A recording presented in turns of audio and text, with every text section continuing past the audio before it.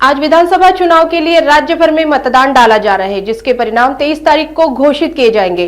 In चुनावों में राज्य के दोनों बड़े गठबंधन के साथ ही विपक्षी पार्टियों का बहुत कुछ दांव पर लगा है। इसी बीच बीजेपी नेता प्रवीण दरेकर ने दहीसर के शैलेंद्र नगर स्कूल में मतदान किया। उन्होंने जनता से बड़ी संख्या में मतदान करने की अपील की। लोकशाहीमध्ये आपल्याला मिळालेला सर्वात मोठा अधिकार आहे आणि तो बजावणं हे आपलं कर्तव्य आणि जबाबदारी आहे। त्याच भावनेतनं आज या ठिकाणी हक्क बजावलेला आहे।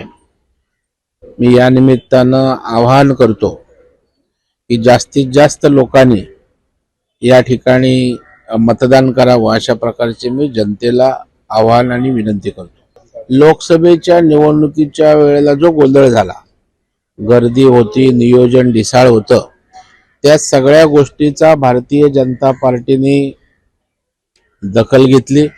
दखल घेतल्यानंतर निवडणूक आयोगाशी संवाद साधला, बैठका केल्या आणि त्यातून अशा प्रकारचं नियोजन झालेलं आहे।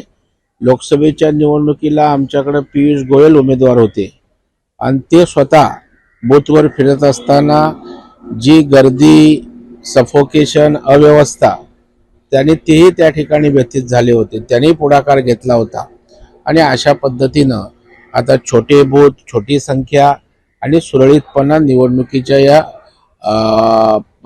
आताच्या निवडणुकीमध्ये दिसतोय।